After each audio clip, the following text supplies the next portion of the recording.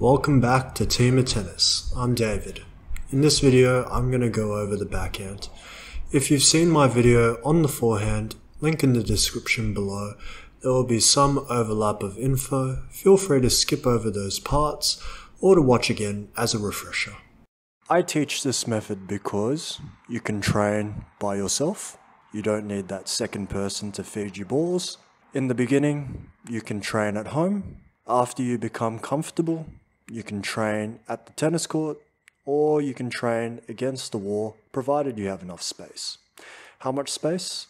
Half a tennis court ideally, which is 12 meters between you and the wall.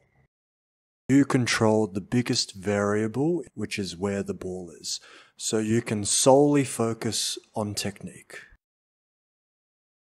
One-hand versus two-handed backhand. The one-hand backhand is more difficult to learn, especially at a young age. You need strong forearms and wrists, which you probably don't have when you're young. Less margin for error with execution, timing, and positioning. More reach and power than a two-hander, not by much though, and looks better. That's a bit subjective. The two-handed backhand is easier to learn, more consistent and stable, has less reach than the one-hander. It's important to experiment to see what works for you. If you ask me which is better, the one-hand or two-handed backhand, I would answer, you are the deciding factor.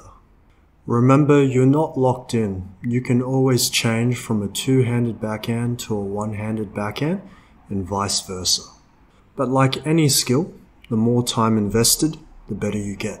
So try and put some time into the particular backhand before switching to get the most increase in skill. These instructions are for right-handers. If you're a lefty, switch the instructions from right to left. Step 1.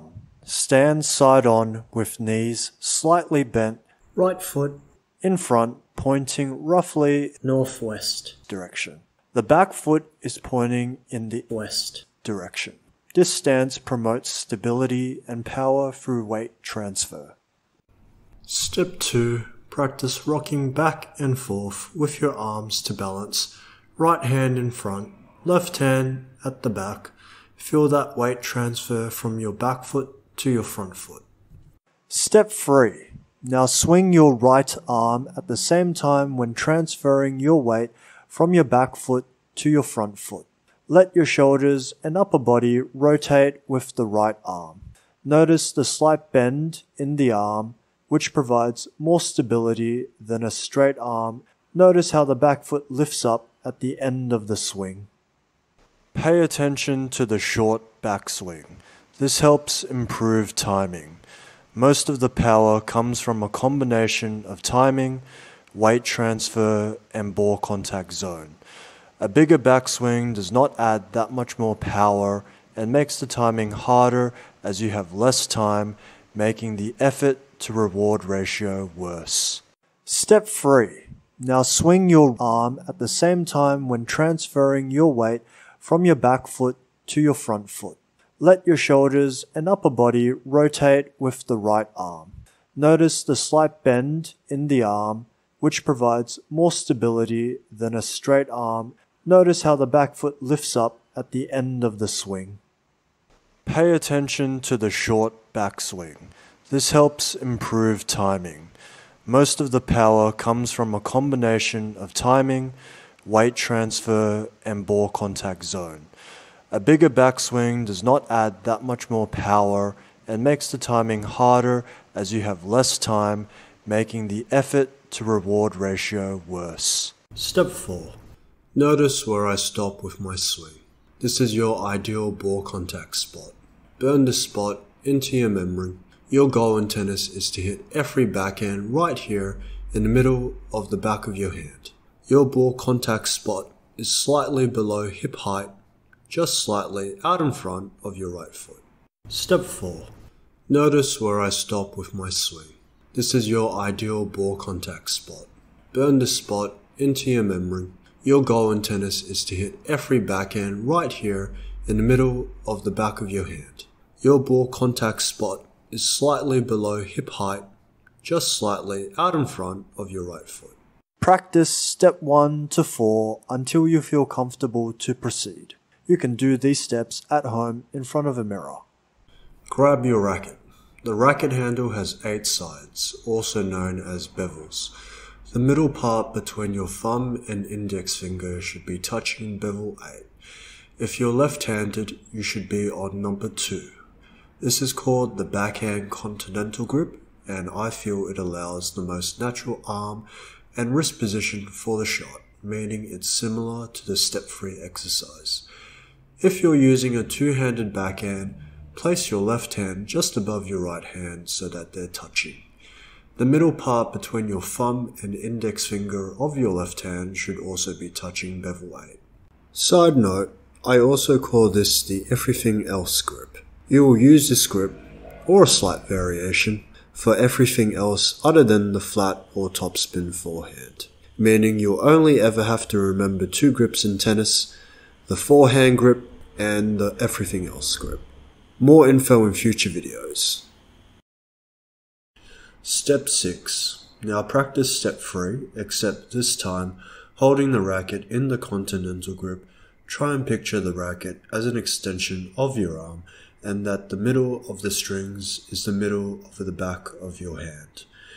Notice where the same part of the swing where I make contact with the ball. It's still just below hip height, slightly out in front of my right foot. Burn this position into your memory. You want to make contact with the ball here every time you hit a backhand. Step 5 to 6 until you feel comfortable to proceed. You can do these steps at home in front of a mirror. Just be careful not to hit anything. Step 7. Now you're ready to toss and hit the ball either at a tennis court or against the wall.